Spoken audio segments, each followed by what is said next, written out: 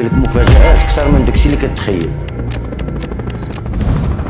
لدابا باقي ما متيقش بانني ربحت كره ديال الذهب. الاسم ديالي عبد اللطيف، العمر ديالي 38 عام، سائق شاحنه، عزيز عليا تربيه الطيور وعزيز عليا نتفرج في الكره. انا دابا ان شاء الله غادي نمشي نشارجي، غادي نتفرج في الماتش في الراديو.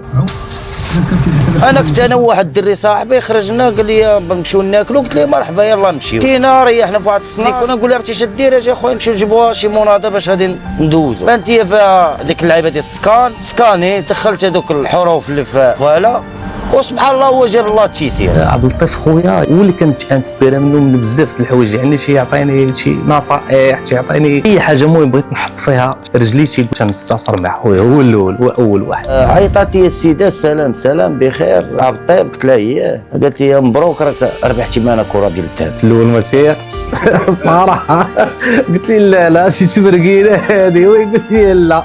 فرحت صراحه هل ربحت انا. احنا اصلا من الصغر ديالنا حنا كنشربوا كوكا، كنا ربحنا معهم كيسان، ربحنا معهم طباصل، الناس حدانا ربحوا بارابولات، الناس شفتهم انا ربحوا ماطر اما انا ربحت كره ديال الذهب.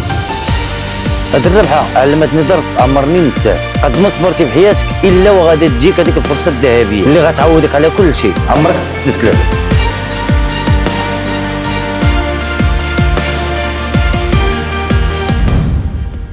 حتى تشارك في المسابقه وربح كره ديال الذهب.